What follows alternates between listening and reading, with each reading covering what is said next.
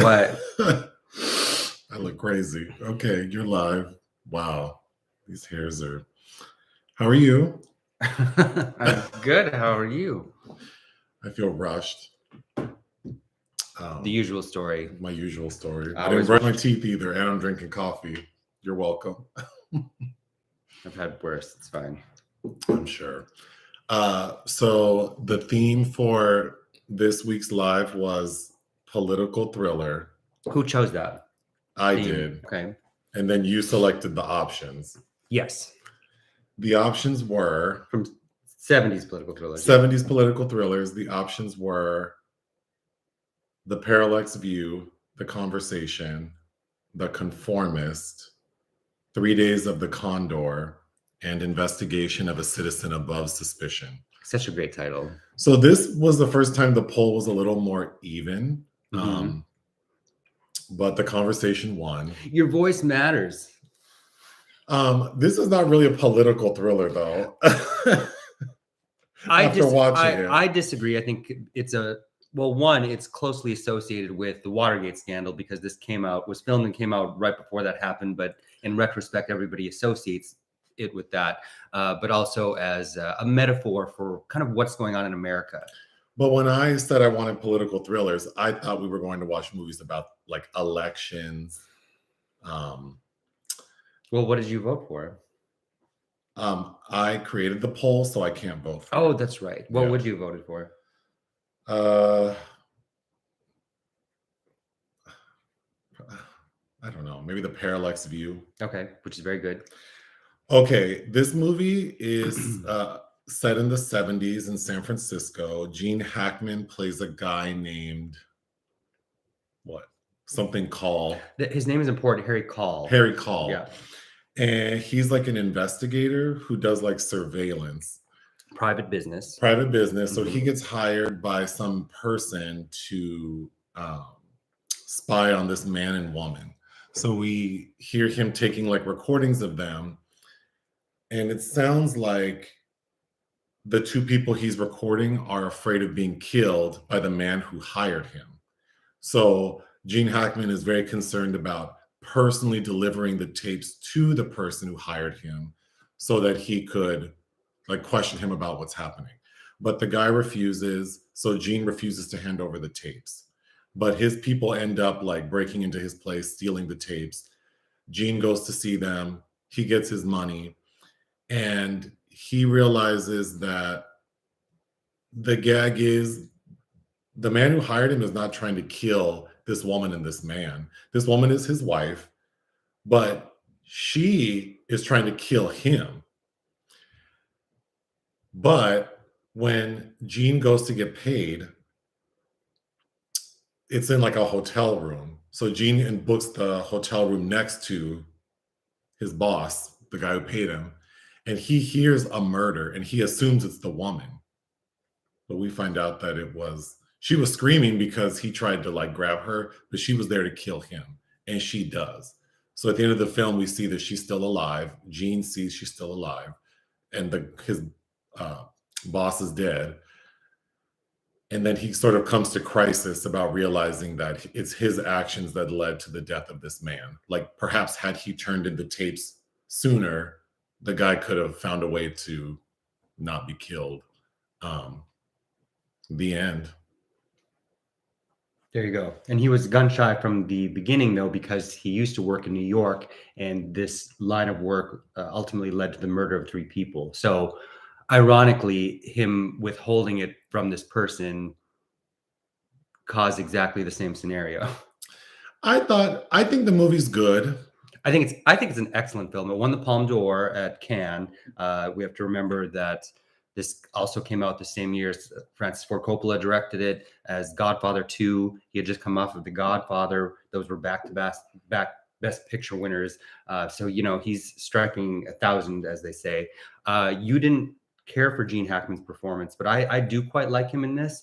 I don't think it's not a good performance. He's definitely not a likable character. In fact, I think I forgot how unlikable he is because the whole time, because his girlfriend played by Teri Garr, Oh, that was Teri Garr? Yeah, who's just like Oh. lying in bed, and she's just asking him like basic questions, and presumably they've known each other for a little bit, and he's just, don't ask me any questions. And he says that a couple times. He says that to the other woman after. Oh, she asks him, can you tell, because it's his birthday when we Mhm. see them meeting, and she's like, can you tell me a secret? Like, it's your birthday. Can you at least tell me something about you? And he says, I don't have any secrets. And she goes, like, you're my secret. Like, I mean, you have secrets. Yeah, that was interesting. And even how even when he first approaches her door and like really sneakily comes in and she comments on it, like, you always come in the door the same way. I think that it's not that I don't like him or the character. I just don't think he's very magnetic combined with his character. It's just interesting when his character is in a line of work where he is violating people's privacy. So then one would argue he doesn't have much integrity, but then it's his own integrity that causes him to question like what he's doing. Mhm. So it's just like a bad guy with morals kind of story that. But is he a bad guy, or is he just blindly led to into this profession as a way for profit, right? And he realizes that's why I think it's a metaphor for America being complicit to kind of knowing what's going on behind the curtain, but just pretending it's not happening anyway. But because we know what we have to lose, because we know what's really going on, we are so concerned with protecting and guarding ourselves that we kind of implode. Yeah, that makes sense to me. I also thought the fact that he's like his Catholicism sort of guides him. Well, and ultimately in the end, when he tears apart his apartment, and there's that one extended scene because you laughed that the Virgin Mary is made out of fondant.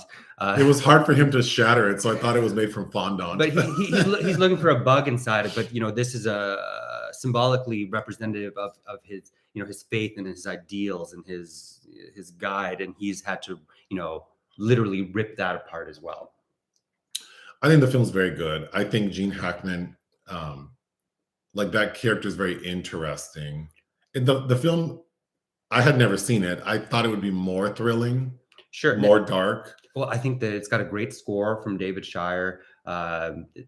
Famously, Coppola fired his first cinematographer who shot all the park scenes, so they had to keep that. But Bill Butler has shot the rest of the film. Oh, my first note is I really like the opening shot of Union Square, Mhm. and sort of like the aerial view that sort of closes in on the couple. Mhm. I thought that was very good. And it's the couple is played by Cindy Williams of Laverne and Shirley and Frederic Forrest, who really have nothing to do except just serve this purpose. But we listened to this conversation so many times that Gene Hackman knows it. Harry Caul knows it by heart, and in fact, kind of injects himself dreamily into the scenario, which I think is really creepy. But when it finally becomes apparent what they were actually talking about, I really like that, because it seems so banal, like these two people just having an affair, right? And Robert Duvall is the husband, who's also in The Godfather, and then John Cazale, who played Fredo in The Godfather, is his cohort that quits. You alluded to Gene Hackman's character being very private, but it's like he lives in like a very like plain apartment that he has like surveillance and like triple locks, and his office is in like a huge warehouse, and then within this very like this empty warehouse, his office is like caged off in a corner. Mhm. I really liked how that looked. But a good scene is the opening when Gene Hackman calls his landlord because it's clear to him that she's been in there, and he's telling her, I don't want you in my place. And he knows like she looked through his mail because she knows it's his birthday and that he's 44 years old. But I kept thinking, like, I think the main reason I wanted to buy a house, like when I was younger, was because I didn't want people having keys to my apartment. Mm-hmm. Yeah. And I still feel that way today. Like the best part of owning a home besides equity is that I know that some random person's not just going to come in. But what I also like from that scene is the landlord knows what age he really is, because he's 44, and which allows us to know that he's lying to Teri Garr when he tells her he's 42. Yeah. It's just like, damn, you look a little rough for 44. But his name is notable, and that the script takes pains to let us know how it's spelled, right? Because if you weren't watching subtitles, you think it's Harry Call, but it's Caul, which is part of the amniotic covering that we are birthed out of. And if you're born with part of that on your head, it's considered good luck in some cultures. That, like, some people believe you won't drown then. Wait, when a baby's born, that like little thin sac that if part of it's still attached to the head. is referring, like, that's called a CAUL? A Caul, yeah. Oh, I didn't know that. Go ahead. But it's also something that, like a membrane that is obfuscating, I think, what's really going on, which I think is what his character is meant to represent as well. I'll go through the comments in a second, but I just noticed someone asked about Harrison Ford's contribution. And I was also confused because so then I'm thinking, so Harrison Ford plays the assistant to Robert Duvall's director, who's the one who hired Gene Hackman and whose wife ends up killing him. So initially it's Harrison Ford who's sort of intercepting Gene Hackman and won't let him speak to the director, the boss. But then in the end, after we find out that the wife killed him, it's Harrison Ford's character who calls Gene Hackman to say, like, we're watching you, we're listening to you, like, leave the shit alone. So then, yeah, I was thinking, was he in cahoots with the wife? I think that implies that he was, because he's trying to not get it to Robert Duvall, actually. So like he wants, but that seems confusing, because is he doing that because he wants Robert Duvall's job or he wants to be with the wife? That felt a little flimsy to me. Yes, I agree. It's not, we perhaps could have used a turn or detail or two more about that, but a really good, I do think this movie is very good. And another good scene is when Harry goes to like I wrote down the Nosy Motherfuckers convention, because it's like a conference of like all the people who do surveillance. Mm-hmm. I found that very interesting. Mm-hmm. And then it culminates with a group of them like going out for a drink, and they end up at Harry's office, which you already know is going to be a problem because Harry's super private, and then he lets these fools in there. And the one guy who's like trying to partner with him, mm-hmm. Do I know that actor? Oh, we've seen. He was so good at being so like grating. Like he Yes. keeps asking him, like, let's like tell me your secrets, tell me how you did this. And the big thing that this guy keeps referring to is that when Henry was working in, what is it, New York or somewhere? Yeah, he was in New York. He was involved in some like Teamsters takedown or something. And I think that involved, oh no, it's that guy talking about how he helped elect a president. But anyway, like that guy's being so insistent. And then we find out ultimately that that guy put like a microphone on Gene Hackman's character. Mm-hmm. And he's trying to get with this woman. So he's pissed. And I thought that was a very well done scene. And within that conference, that guy is selling like harmonica receivers, which he then says it's crap. It's just something to get people to order in a catalog. I thought that was very funny. Go ahead. Coppola, the influence, the impetus for the inspiration was Antonioni's Blow Up, of course, which is, arguably a superior film. But from, what is that, 66, somewhere in there. But it's funny, I don't think of the conversation in conjunction with Blow Up, unlike De Palma's Blow Out, which I can't help but think of Blow Up when I talk about Blow Out. But yeah, I find that very interesting that he's kind of borrowing heavily from that. And also I like that there's Harry Caul himself is, as is anybody that I think practices this level of religion, is constantly under his own spiritual surveillance. Sure. Yeah. There's a lot of there's a lot of symbolism, and I think it feels very timely. I was thinking as like being a kid in the 80s, and Radio Shack was very popular, and it was fun to go to Radio Shack and see all the stuff. And I remember they had like a special like a glass counter that had like surveillance stuff, like microphones and cameras that you could hide.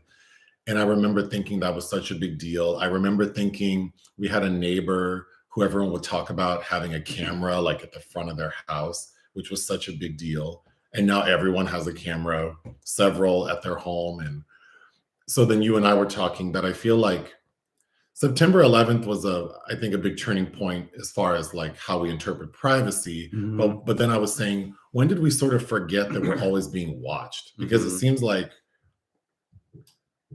including myself. I was at a thing yesterday at a big corporate office, and I was just rummaging around looking, to see what was around. And then I remembered, like, there are cameras like like every 5 feet.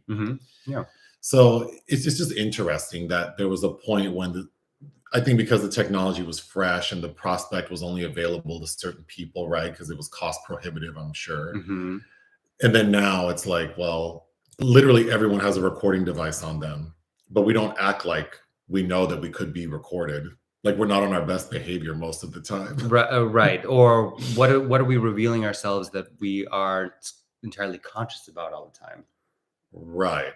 In our movements, because Gene Hackman, he's so unlikable as this person because he's allowed himself out of his paranoia to be kind of reduced, I think, but he still obviously wants to have sex with Teri Garr and the other woman, and he reminded me of kind of like the crotchety version of the 40-year-old virgin.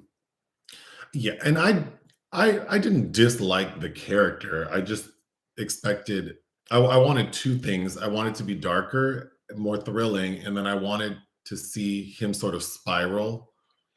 Sure. And, Well, and when we're introduced to him, he already seems uptight and frustrated and secretive and guarded, and then it just kind of stays the same until the very end, where he tears apart his apartment because he knows he's been bugged. It lies about having a phone, but he does have a phone. It's put in a drawer, which I don't know. Yeah, but that's like, I mean, when people ask me like, "Oh, are you on Instagram?" I'm like, no, I don't. Like, obviously, but I don't want you to know. Yeah. Anyway. Oh yeah, and his name Harry, and another something that suggests being covered up. Well, what else would you say about this film before I go through the comments? I think that it's kind of like the China syndrome, right? Where right before, that opened around the time of 3 Mile Island, and it's just precipitating something that's really going on in the background. And it's a filmmaker and a director and a writer who's aware enough that it seems prescient, I guess. And because when we think of the conversation now, I think it is heavily associated with Watergate because of both the year and the subject matter. But removing kind of that reality, I think that it's a very stark and kind of eerie film. I don't know that it is entirely enjoyable if you're looking for the usual tropes in this kind of film. Oh, another thing, he breaks into that hotel apartment looking for signs of the murder, doesn't see anything except he flushes the toilet, if you remember. Yeah, was that supposed to be in his mind? No, I think that something could have been stuffed in there, and it reminded me of. That was a lot of blood. It was a lot of blood, but that couldn't have been real. It reminded me of the opening scene, I believe, in Stephen Frear's Dirty Pretty Things, where I think it's Chiwetel Ejiofor goes into a hotel room and he pulls somebody's heart out of the toilet. Oh, anyway, what would you give this movie? I'd give it a 4. I think it's very well written and methodical. I do like unlikable characters, and Gene Hackman is a good example of that. Has he had more exciting performances in his career before and after? Yes. Heartbreakers, but I would give it 3.5 out of 5. Okay. Okay. And then we didn't even talk about how his only relief is he sits at home and listens to jazz records. Oh, that's right. And then he plays along with them. I like the final shot of the film, which is his apartment has been, self-decimated, and in the ruins of his life, that's all he has to do is play the sax, which I read Hackman learned to play for this film. Oh. Okay. So 3 Days of the Condor. Do you know what that's about? You've seen it. Yes, I haven't watched it in years, but it was a favorite of my dad's, and I used to own it on VHS. But Robert Redford and Faye Dunaway are a pretty good duo. I remember it feels like she doesn't have as much to do. He's definitely the lead, but it's certainly worth a watch. Investigation of a Citizen Above Suspicion, part of the Criterion Collection. I think that is a lot of fun with Gian Maria Volante. Excellent performance. Fantastic score by Morricone in that film, by the way. What Am else? I wearing Nick's shirt? No. You have a shirt like this, but I think it has like yellow stripes. No. Or white stripes. Maybe. It's not the same as this. I recognize a name in this chat that likes to say that I don't seem like, why do I seem nicer in the live videos than I do like in our regular videos. It's because he knows he's being surveilled. Do you think I act different in the live videos? I don't know. No, I mean, I'm very used to you and all of the different elements. Wow. Explain the bloody toilet scene versus murder on the bed. Again, that could be in his mind. That. Yeah, I was assuming that he had imagined. Well, and also a metaphor. Because how would he have seen the body on the bed? He was on the balcony looking through to the other apartment, and I think all he saw was that bloody hand and the woman scream. But I think the body on the bed is in his imagination, and the toilet, I just can't imagine that there'd be that much blood. Well, and I think in his mind, there's always something lurking in the nooks and crannies as well. So, yeah, I don't know that really is happening. But why do women throw themselves at Gene Hackman? I don't know. What's the movie he did? It's early 80s where he's the co-star with Barbara Streisand, and they're supposed to be romantically interlinked, and it does not work. I'm not recalling the title, but whoa. Yeah, he's not very appealing.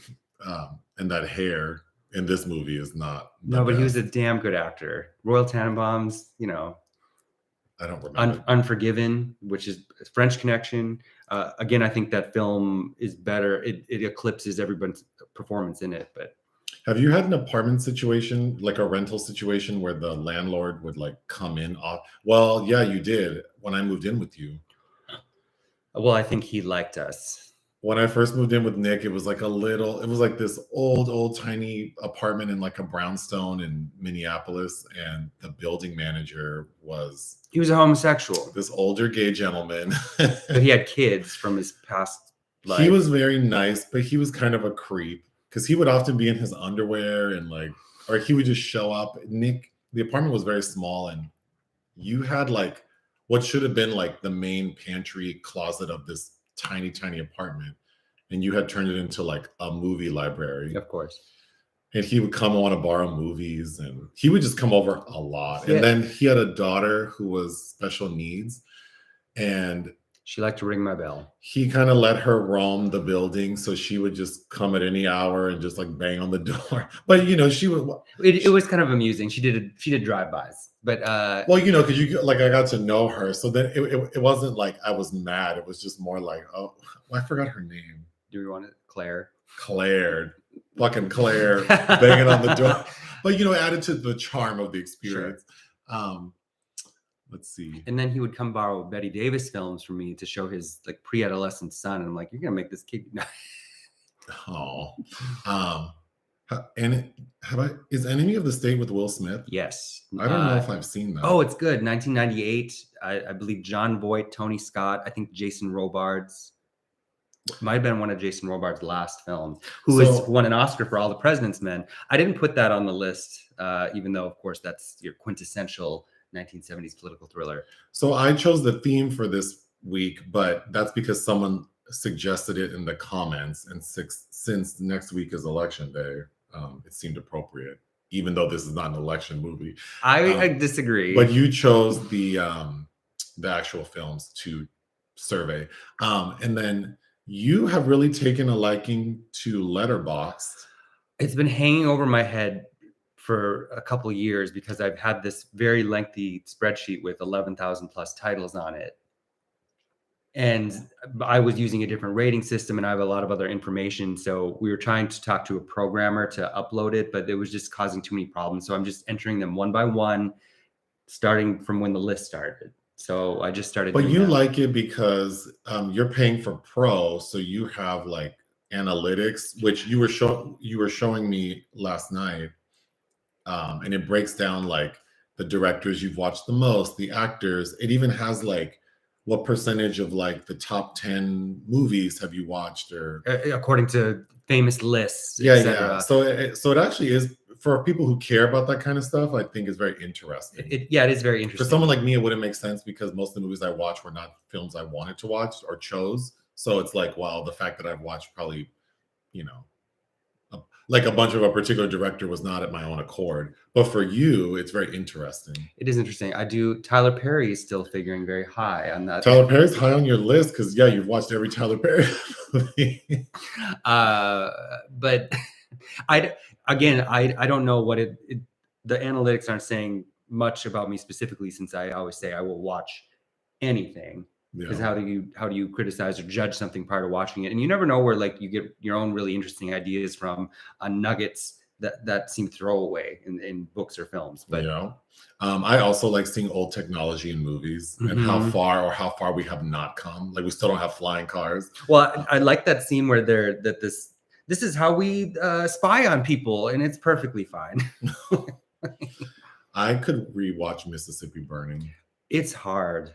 It's it's so hard to get through. I think Frances McDormand got an early Oscar nod for that. Oh, why is the cat not in more videos? She's not a very social.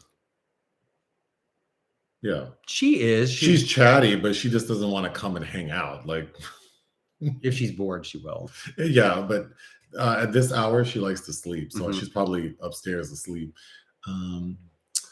Scarecrow. That's the Schatzberg film. I've only seen that once, and I really could rewatch that. I remember liking it. Argentina, 1985. Well, I reviewed it out of Venice. That's a movie from this year? Yeah. Oh. Santiago Mitra. It is a very good example of doing exactly what you need to do when creating this kind of anxiety over this very important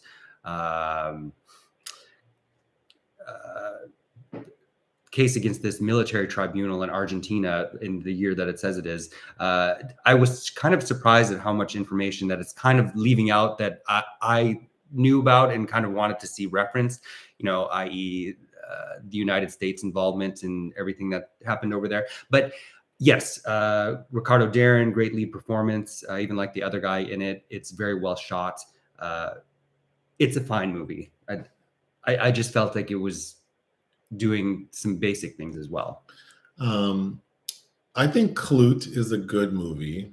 Jane Fonda is very good in that. Yeah. I really like All the President's Men. I've watched that a number of times. And then we just watched that movie, She Said. Yeah, we saw She Said this Weinstein, week. Those reporters. And I wish that movie would have been more like All the President's Men, because I didn't care for She Said. I have a sense that the book that it's based on probably does feel more like that. Oh, so is the word surveilled or surveyed? How would you say someone had surveillance done on them? I thought surveilled was a word. Am I wrong? I don't know. We'll have to fact check. Yeah, fact check. Oh, Donald Sutherland is in. Oh, he is the guy hiring her. That's right. God, he was never cute. He's Klute. Yeah, he was never cute. Klute was never cute. No, because her name's Bree, right? I don't remember. I remember her hair. I remember watching that film as a kid, and I was like, God, my mom's like, oh, that was called a shag, and That's right. How many streaming services? Oh, I don't know. Well, Netflix, Amazon, but then you have like you get a couple free based on certain organizations. Yeah, well, then all those screeners come and they're like bundled. So like all the Shudder and RLJE and all the yeah. But like probably the biggest one we don't have. There's one that I always think we should have because people talk about Showtime. Is it? Oh, it is Showtime because we haven't watched Shy. Let's see. Oh, you're the person who says that I'm not nice in the video. Yeah, why do you think I'm not nice in the videos then? Answer the question. Let me see. I do have long days. I was up yesterday at 5 a.m. I had to do a photo shoot, like not me in photos. And then I got home like 6. And then we went to go see a play we went to see a play, a community theater production of The Mousetrap, which is an Agatha Christie book. Play, sorry. That was fun. It was fun. The best part of community theater is that it's a little rough around the edges, but I like that. Like, I'm not laughing at it. It's just like, I just think it's fun. I would like to go to more local production. If you're familiar with Agatha Christie at all, none of it is really surprising. It's all a little, old hat, but it was entertaining. Let's see. Oscar predictions. Uh, You know what? Probably I would say we would do is once are the nominations out? No, see, I don't even know. It'll be months. We have months of campaigning. I'm not interested in making a video talking about what you think might get nominated, but I think once the nominations are out, maybe either a podcast or a video where you say who you think will win. Sure. Yeah. Mm-hmm. I mean, it's been a lot of women have given really great performances. So I think the best actress field is going to be interesting to see what pans out. Oh, this is a good answer. I probably seem friendlier because I'm not so quick to end the video because I don't have to edit it. Yeah, these videos are longer. Mm-hmm.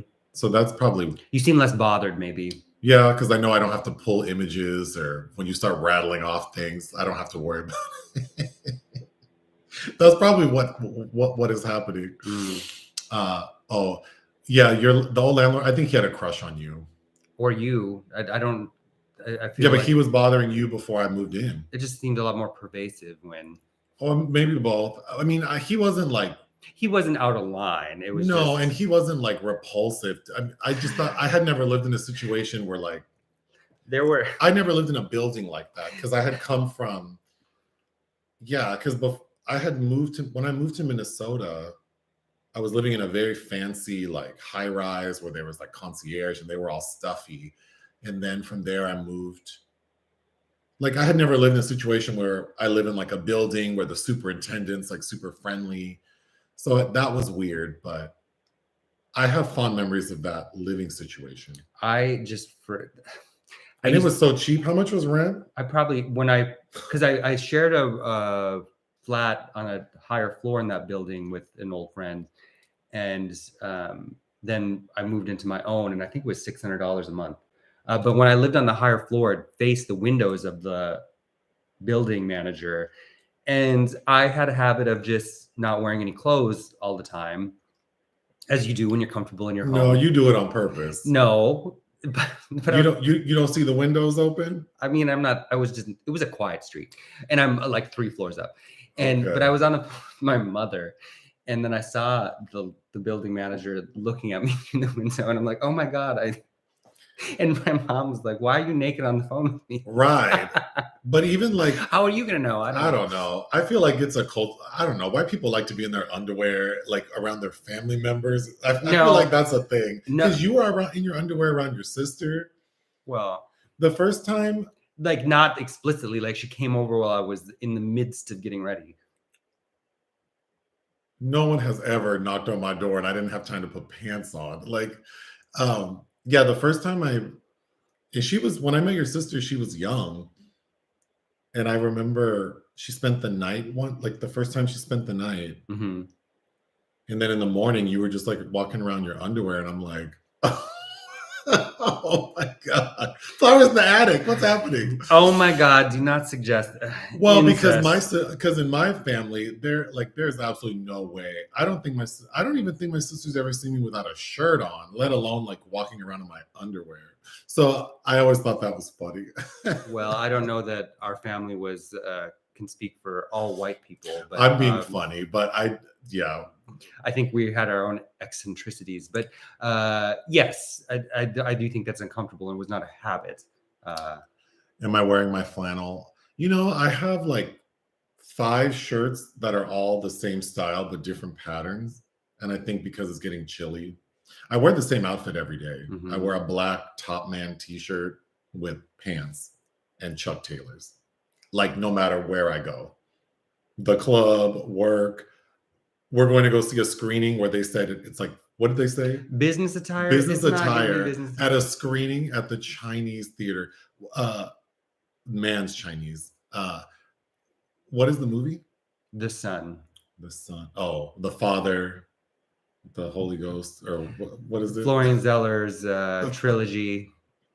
Anyway, which you didn't even like. I didn't. So now I have to go see this movie you didn't like. Well, it'll be fun to talk about. There'll be a lot of talk about white privilege. How long have we been together? Over 14 years now. You've seen the Parallax View. Yes, great Criterion release of that recently. Um, James, somebody said confusing Gene Hackman for James Caan. You know, James Caan was in The Godfather, which was Coppola's film previous to this. I remember watching The Godfather and thinking James Caan was so handsome then. How many times do we have to rewatch a movie to do a proper review? Well, I've never reviewed a movie off of memory. Like I will watch it and then.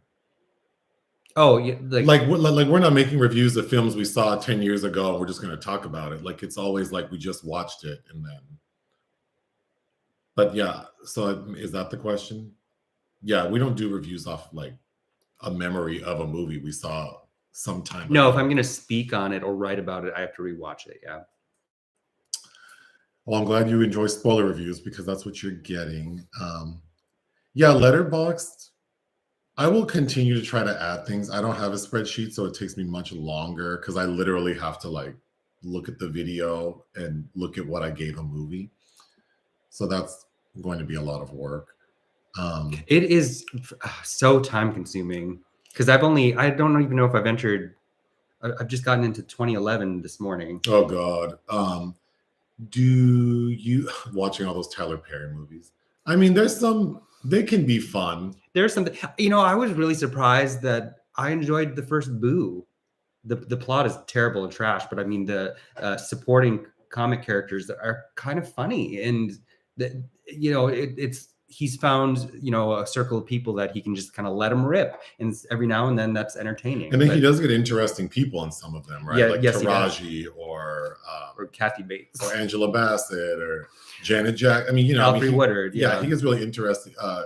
But anyway, do I miss? Well, you didn't have a Nintendo when you were a kid. My mother wouldn't allow it. Yeah. I had a Nintendo and I loved, and then I had a Sega Genesis and I loved that. Sonic the Hedgehog, and yeah, I love those games back then. Yeah, no, my mother cursed me to being a nerd. What is your favorite Penelope Cruz performance? God. My mind goes to Vicky Cristina Barcelona, but I don't know, Belle Epic, early role for her, or even All About My Mother. She's young and sweet. Voltaire. Stars at Noon. We made a video for Stars at Noon. I watched it too, didn't I? Yes, you did. Yeah. I liked it and you didn't. Why do Americans have such a problem watching foreign language movies? I don't know. It drives me crazy because now I'm so used to subtitles. In English language films, I prefer subtitles because you actually pick up on different, especially if you know the language and you see what's being said. There are more complex layers of comprehension, I think, sometimes it's just amusing to see what they choose to omit. But yeah, I don't know why. The backlash against Parasite winning. Sorry, to me that's ridiculous. I don't think it's always that insidious, though. I mean, it is a business, so you have these major theater chains that can only show a handful of movies on any given time period. So I feel like it's just what would have most universal appeal, and certainly a movie that's not in the national language would have a less appeal. So we teach people to be xenophobic though as children. But I mean, I don't.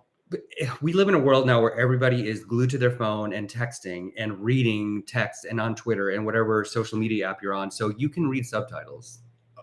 But I don't think it's that simple because you're asking people to consume. Like you're talking, like not everyone in the United States is into cinema the way someone like you is. So then it's like you have to appeal to them in a different way. And I just don't know that like a niche foreign film, which I would like. I mean, I like these kind of movies, but I didn't like come out of the womb like that either. I think I was in high school and I took a film class at the local college, and that was the first time I watched a film with subtitles, and I was probably 17 because we just didn't do that in our house. And I remember thinking like, there is a period of like, oh, this is strange and new and different, and can I do this? And I remember those thoughts. I remember thinking that. Sure. But then it opens up a whole new world. I don't know. Right, but you're talking about something separate. I think even like we've done how many polls now? 6, and every time the most recognizable movie wins. or the more recent one will win. So even with people who are more interested in cinema, they still gravitate towards. Sure. Oh, I put The Conformist on the list. That's that's probably in our top 15 of all time favorite films by Bertolucci. That's an excellent film. I'm just trying to, like, as an American, I'm just trying to defend, like, I don't think that we're all xenophobes who hate subtitles. I think that I didn't say we're all for that. Well, I think our education system is primed for that, but yeah. I think that if the average person maybe goes to the cinema once a month with their family, the circumstances under which a lot of people go to the cinema is very different from our own. Like, you're not paying to go to the movies, you have a lot more free time. For a family of 4 to go and spend over $100, it's like they probably want something more universal. Mm-hmm. I just don't know. I don't think it's that serious sometimes. I think it's just a business. It's like when you go to a clothing store, they're selling stuff that they think most people would like and most people would fit into, right? So we should that applies to food, cinema, like pret-a-porter, ready to wear, ready to watch. That's why there aren't that many all. manual transmission cars, because people don't want to drive them, and so then you have automotive enthusiasts who complain about it. But it's like, well, it's a business and people aren't buying them, so you can have that criticism of all people, but like most people don't want it. So I don't know. I don't think it's that deep beyond, but I do agree with you. If people were exposed to, I think it's then they would like them and probably crave them more. But then that gets into I think it feels very elitist to think like, well, I know what's better for you, and if you try it, you'll like it. People are morons. Like, they know what they like. I mean, they're sitting there enjoying it and pay for it. So I'm not saying it's not out of elitism. It's more of allowing people to be curious, because I think live in a world where it's not cool or okay to be curious about others, and I don't know. I don't. But people know. People have Netflix and Amazon. Elitism. They can see there are thousands of movies, and the fact that they only watch 10 a year or they repeat the same movie over and over, people know there are options. They just don't care, and they're interested in other things, maybe. Well, and I think it's I just find it funny. Like, America is we're so proud of individuality, but yet it seems like everybody only wants to be doing what everybody else is also doing. That's phenomenon is still happening, but that's everything. That's like, you hear that like the best pizza in LA is at Masa and Silver Lake, and all of a sudden that place is busy and everyone wants to go there. I think that applies to everything. That is really good pizza. It is. Talk radio. I've never seen talk radio with what's his name, what's that man's name? He was recently in Uncut Gems. Bo Hart, or what is that? Something Horseman. BoJack Horseman. BoJack Horseman. Bogosian. Eric. I actually own that on Blu-ray. I haven't watched it. Donald Sutherland was sexy back in the day. I would need to see a photograph. Do you know? You have to provide me with the receipt. Very controversially, Fellini cast him as Casanova. Oh, that's an interesting movie too. But he was obviously better looking as a youth, and I think he's better looking than, well, at least Kiefer. But someone wants to know your thoughts on Run, Sweetheart, Run. Nick wrote a review for that movie on our website, which I was a bit in the middle on it. But again, Shorag-Lu. Do you like The Wailing? The Wailing. The Whale? It says The Wailing. W-A-I-L. Oh, W-A-I-L. Yes, from Nia is a Hong Jin. He's the guy that directed The Chaser. I prefer The Chaser and The Yellow Sea. But yes, I did like The Wailing. I think it's a little long, but it has some really interesting moments. What is your least favorite Sigourney Weaver film? Abduction. I recently rewatched that movie. It's bad, but she's fun. She's fun. Abduction or Vantage Point also I don't think is very good. I talked about my cruise on the most recent podcast, but it was relaxing. I do enjoy them. Someone enjoyed Barbarian. You two are funny and smart. What about Pretty? With a slim little waist. No one mentioned My Big Bird or a Little Bird. Yeah, My Big Bird or a Little Bird. The New American Horror.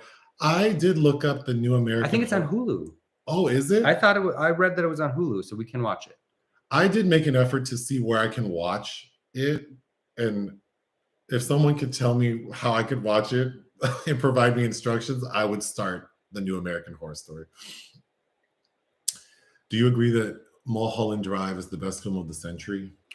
God, of the century. Well, the century's 1900? That came out in 2000, didn't it? So we're still in that century. I agree that it is an excellent, amazing film, and I love it. To me, yes, I'd much rather see that than like Citizen Kane as this one film to rule them all sort of thing. I would choose Mulholland Drive. Do we own the movie Bandits? Yes. That'll be the secret movie tomorrow. Oh, okay. That's the movie I keep saying that it has been mentioned and I haven't. So I will just say now, tomorrow's movie is going to be Bandits. With a great Cate Blanchett performance. Oh, what year is it? Like 2001, I think. Oh, it's a newer movie. Well, now it's over 20 years old. Sure. Well, so am I. Woman King, Best Picture nominee. Well, now that they have 10 selections, I think that you always get, I think, a broader sweep. I could see that. I did like The Woman King. Yeah, $600 a month for rent was like my first, because I stayed 1 month on campus as an undergrad in 2003 or one semester, and that was horrible sharing a space. So I rented a place across the street with 2 friends, and I only paid $280 a month. Oh, I had a really cute loft like a brand new loft in downtown St. Paul. It was like one of those like artist district income based. And I somehow was able to like, I wasn't lying about my income, but I was in between jobs. So then it was a moment where I could say I made very little. And I had this really cool loft for $390 a month. And that was in what, 2000, it was right before 2000, like 2007. Yeah, those weren't bad renting years. Oh my gosh. White people, young white people that can't afford curtains don't have curtains. I was not as a 23, 24-year-old about to buy curtains for an apartment. Somewhere against like who don't like curtains. Listen, I didn't want to say it, but oh please, you say what is your best TV show of all time? Or what is the best TV show of all time? Well, I feel like a better question is your favorite TV show of all time. Probably Strangers with Candy. Strangers with Candy. Yeah. Absolutely fabulous. Oh, Fab, yeah. For me, it'd be like A Different World. The Cosby Show. Sure. I remember having very fond memories of 6 Feet Under. Nick has 2 robes. You do wear your robes. Yeah. Yeah. I'm very Hugh Hefner up in here now, yeah. We probably should get new robes. Probably. Well, one of those is newer, I think. Actually, I've never seen Better Call Saul, or we started Breaking Bad and you were very overwhelmed, so we stopped. I started doing someone's hair who was on Breaking Bad, but I didn't know that they were on that show. So then that's why I started watching it, but it was too much for me because it's like how many seasons? Like 6? I don't even know. And I watched like 5 or 6 episodes, and the tension of like, is he going to get caught? Is like, well, we know there are like 6 seasons, so no, he's not going to get caught. So that was very frustrating to me, knowing that like it's going to persist. Mm-hmm. So that's why I didn't. Like an STD, yeah. Yeah. Take a walk in this motherfucker is nosy. He likes looking in other people's windows. Oh, I have a pair of binoculars. Oh my God. Because our bedroom's on the 4th floor. And we have a balcony. So at night, I'll turn off all the lights. When we lived outside. And I'll put on dark clothes and stand out in the balcony with my binoculars and look through people's windows. Disturb you. We had lived in Loring Park, and he at night would like to have this little laser he'd shine on people walking by. Oh yeah, because we were on what floor are we on? I think just the 2nd, but it was a high rise. Oh, that's right. But yeah, and but it was still pretty high up, and or he'd scream. I'm very nosy. If your window's open, I'm looking through it. Yeah, so peeping Tom here. Okay. We haven't watched the new season of White Lotus. We did watch the first one. That's correct. Well, I think like sisters can be undressed together. That doesn't seem strange to me that like sisters or mom and daughter would see like each other in their bra and panties. I think it's just like, because I didn't have many friends as a kid, but the one set of friends I had, it was these 2 brothers who were like a year apart, and then I was like middle in age. So I was friends with both of them. And I go to their house, and the dad would just be sitting around in his tidy whities, and the mom be walking around in her bra, and I'm like, this is not how we do it at my house. Hippies. I think that's everyone to their own comforts. Especially as people get like the kids get older and develop. Like I think it would have been weird. I'm sure when my sister was very little, like, you know, she might have run out of her room without a shirt on, but once she started developing breasts, mother, it's like, no. Your dirty pillows. Yeah. Casualties of War. That's De Palma. That's one of his few I haven't seen. Is it Michael J. Fox and Sean Penn? Yeah, I mean, it's just one of those films, like, if it comes up for me to watch, I'm like, do I want to do this right now? Have we had problems being an interracial couple? Sure. That's problems. That's a deep question that I guess I don't think I've thought about that in a very long time. I would say probably more problems being gay. No, well, being the white counterpart to this, I was suddenly exposed to a whole world of microaggressions that I wouldn't have been otherwise. But and the weird things people say, and then kind of a strange dynamic that happens with other interracial couples. But yeah, I meant more like one time we were going to move into this building and we were going to rent from the owner. This was like when we first met. And remember the guy was like, well, there's a 1-bedroom. I'm okay with you, but I feel like everyone else might have a problem with 2 guys in a 1-bedroom. But I feel like, yeah, I don't, that's an interesting question I have to think about. Cause I guess I maybe haven't really had my antenna like tuned to that in a long time. Oh, well, I think that I see less of it in LA, but strange things do come up. I think people are weird with me in general. And I think people, like you alluded to, or actually said, like maybe people who look like you will approach me thinking that like they would have that I'd be interested in them because they think like I must have a type or something. Yes, I get that a lot too. And then in Minnesota, people would say weird things about like, oh, you don't seem like somebody that would like black guys, and I always thought like, oh, what's wrong with me?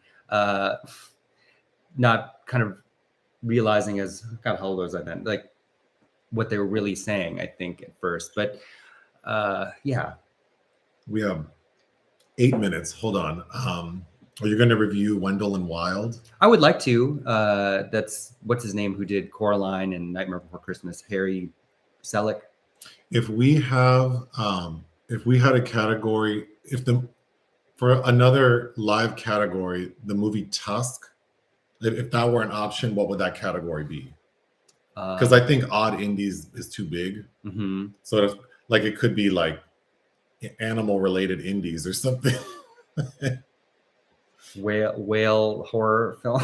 Or no, wait, it's a walrus. Yeah. I did enjoy Tusk. Justin Long is enjoyable. Kevin Smith, and if you've seen Yoga Chasers, oh my God. I think that's a good point that Americans are pushed to be very nationalistic. So I agree. I think we just are taught like our education system doesn't really emphasize like that there's anything outside of the United States. So then of course that would lend itself to us wanting to watch movies that are about us in English. It's where very ethnocentric American culture is, and I think as more voices and there's more people are on larger platforms, I think that'll eventually will naturally disintegrate. But I was going to ask, do we think Americans hate to read? But then I don't read, so I don't know. But I don't hate reading. It's just, I think it's a muscle that. It's a muscle. And I don't use it. I like Gong Li as well, yeah. There's a video where I had my face covered by a cartoon image with no explanation why. Oh, it was a video where only you were talking. And that was probably the first time that's happened.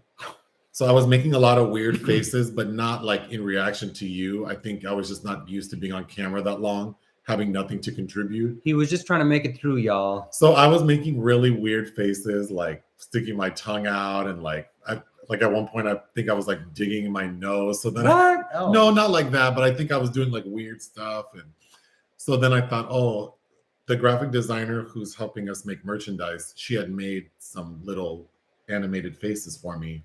So I thought, oh, I can use this for that. That was all. It was nothing. I mean, I looked fine and I wasn't doing anything like mean or nasty.